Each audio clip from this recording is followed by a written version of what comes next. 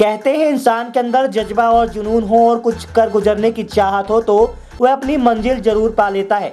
ऐसा ही कुछ कर दिखाया है एक संघर्षशील होनहार लड़की ने, जिसने दिन रात इसी शहर में पैदल चलकर जगह जगह अपने लिए रोजगार की तलाश की और फिर जब उसे कहीं भी रोजगार का अवसर नहीं मिला तो उसने खुद का ही रोजगार खड़ा कर लिया और वह कर दिखाया जो अब तक इस शहर में किसी भी लड़की ने नहीं किया था।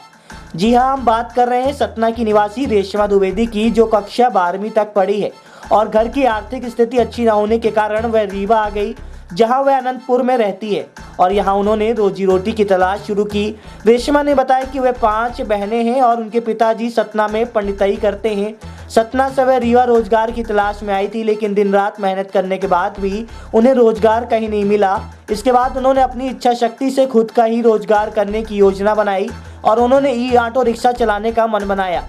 रेशमा ने बताया कि उनके पास पैसे नहीं थे, जिसके चलते उन्होंने ई ऑटो रिक्शा की एजेंसी में तकरीबन 1.5 महीने तक नौकरी की और उसके बाद वहीं उन्होंने ई रिक्शा चलाना सीखा और जिसके बाद 350 रुपये महीने में ई रिक्शा किराए से लेकर अब वह खुद का रोजगार कर रही है।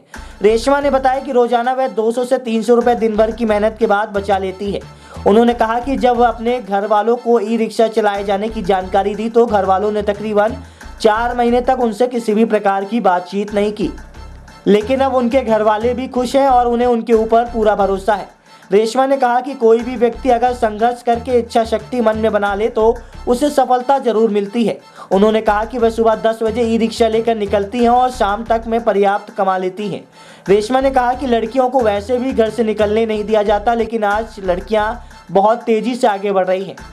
प्रस्तुत है रेशमा एवं उनके ऑटो में सवार महिला से प्राप्त जानकारी के अंश। तो ये चला रही हैं, एक इससे लोगों को जागरूक होना चाहिए, ना लड़का ना लड़की पे भेद होना नहीं चाहिए। जैसे ये चला रही है बहुत अच्छी चीज़, हमको बहुत अच्छा लग रहा है, इसीलिए हम देखिए हम बैठे हुए हैं।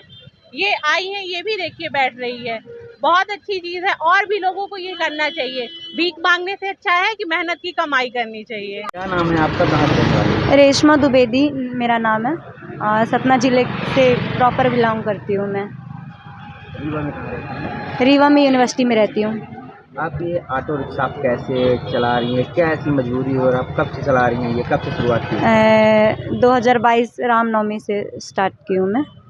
यहाँ मैं जब आई थी रीवा में तो 1-1.5 महीना मैं बहुत यहाँ पे स्ट्रगल की हूँ रीवा में। मेरे पास कोई जॉब नहीं थी, मैं सारा दिन पैदल चलती थी, सुबह 8 बजे से लेके शाम के 6 बजे तक सिर्फ जॉब ढूंढती थी। पूरा शहर पैदल चल के मैंने एक कर दिया, कोई जॉब नहीं मिली।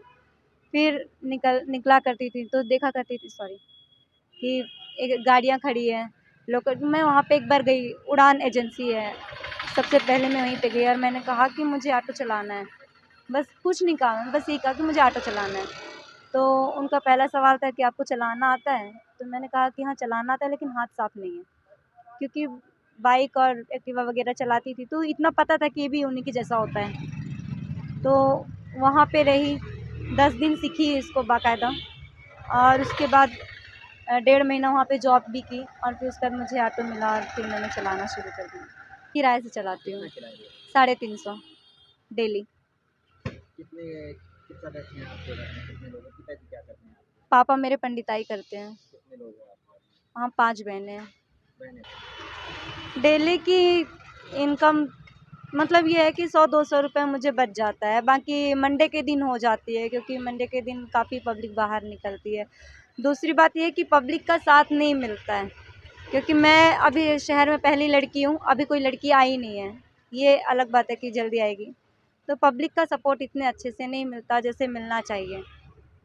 पढ़ाई क्या है आपकी? मैं 12th कंप्लीट हूँ, 12th कंप्लीट। उम्मीद क्या लगता है कुछ मदद करें? नहीं, मुझे शासन से कुछ नहीं चाहिए। शासन जो दे रही है वही बहुत है। फ्री में दाल चावल मतलब गेहूँ और चावल दे रही है, उससे बड़ा क्या दे सकती। और कुछ नहीं चाहिए मुझे। हाँ, फ्री में अगर कुछ चाहिए शासन से तो शिक्षा चाहिए और स्वास्थ्य चाहिए, जो कि सबसे बड़ा बिजनेस है सरकार का। तो अगर इस बिजनेस को अगर वो बंद कर दे तो सॉरी, मैं ऐसा कुछ कहना नहीं चाहती।